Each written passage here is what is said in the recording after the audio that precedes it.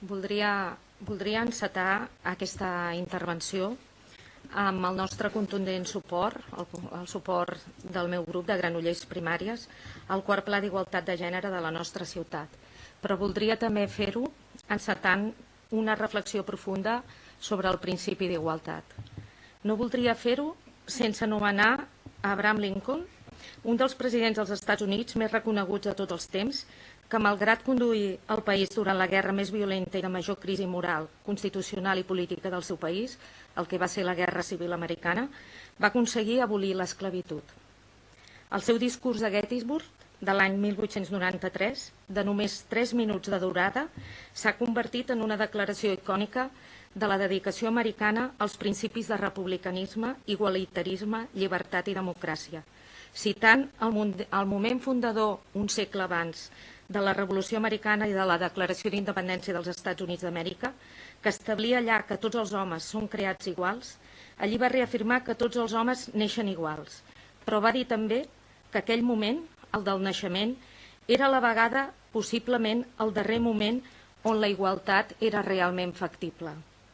160 anys després, la igualtat, el principi pel que coneixem el tracte idèntic a les persones, sense que hi hagi cap diferència per raça, per sexe, per condició social o econòmica, o també, molt important, condició física, mental, intel·lectual o sensorial de qualsevol naturalesa, és encara per tots nosaltres un gran repte.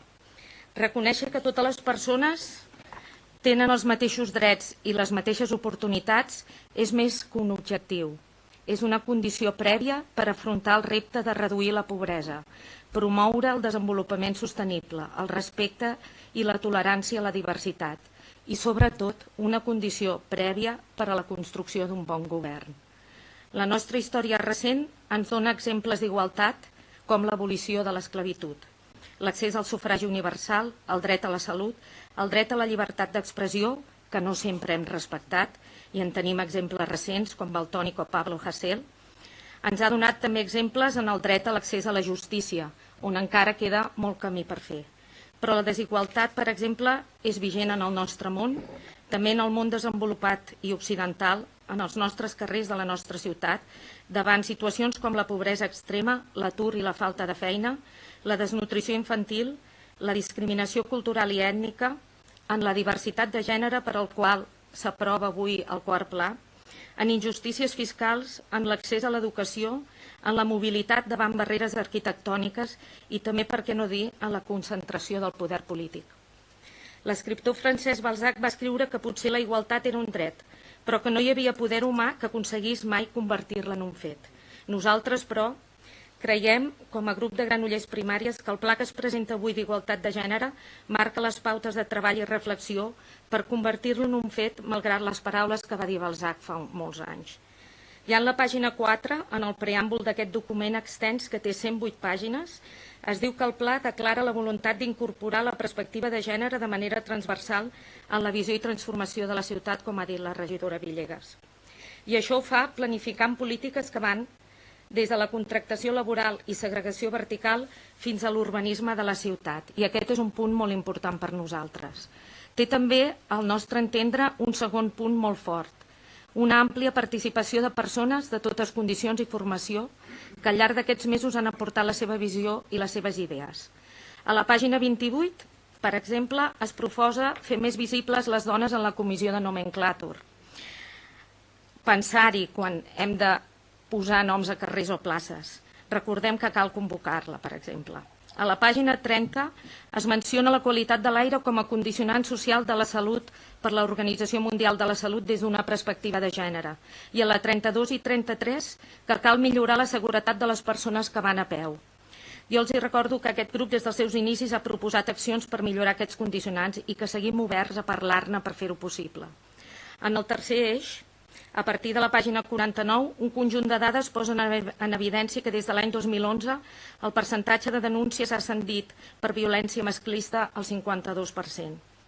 Al nostre entendre, les raons són multifactorials, poden anar des de la facilitat i apropament de l'administració fins als moviments poblacionals que porta la globalització. Però el més important aquí és que els que tenim responsabilitat pública, tant si estem al govern com si també estem a l'oposició, Tenim l'obligació de fer-hi front facilitant les eines de millora, lluitant per posar sobre la taula dels més petits el valor del respecte a l'altre i el que és diferent, i no blanquejant el que està passant als nostres carrers i les nostres places.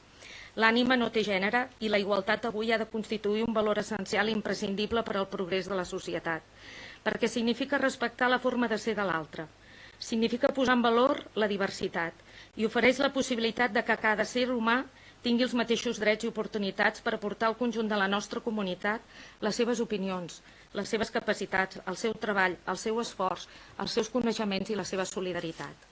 En totes les avaluacions dels darrers plans efectuats, consten al document de 108 pàgines, tant la de l'any 2002, del 2012 i la del 2018, es constata que, malgrat els alts nivells d'execució, hi ha una clara dificultat d'introduir canvis profunds en l'organització i de generar projectes globals a nivell de ciutat capaços de transformar aquest marc de relació entre homes i dones.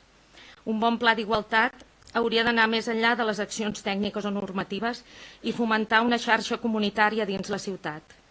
Potser, si haguéssim de fer un apunt millorable d'aquest pla, aquest aniria en aquest sentit. Demanar que Granollers tingués un millor sistema de relacions socials i col·laboratives entre persones, grups o entitats que compartissin objectius comuns. Un espai d'interacció que reforcés el teixit social i ajudés a assolir aquests objectius comuns. Perquè només les persones i les seves relacions, establint xarxes socials, faran possible que el pla passi del paper a la praxis. I amb això vull acabar citant a Hannah Arendt, que deia que els revolucionaris no són els que fan les revolucions, sinó els que saben que el poder es troba en els carrers i poden aixecar-lo. Parlo d'entitats feministes, per exemple, com Sorotopia, que fan una feinada enorme i que s'ha de reconèixer. Aquest quart pla és un avenç i sobretot una oportunitat per un canvi que és molt necessari. Moltes gràcies. Granollers Primàries.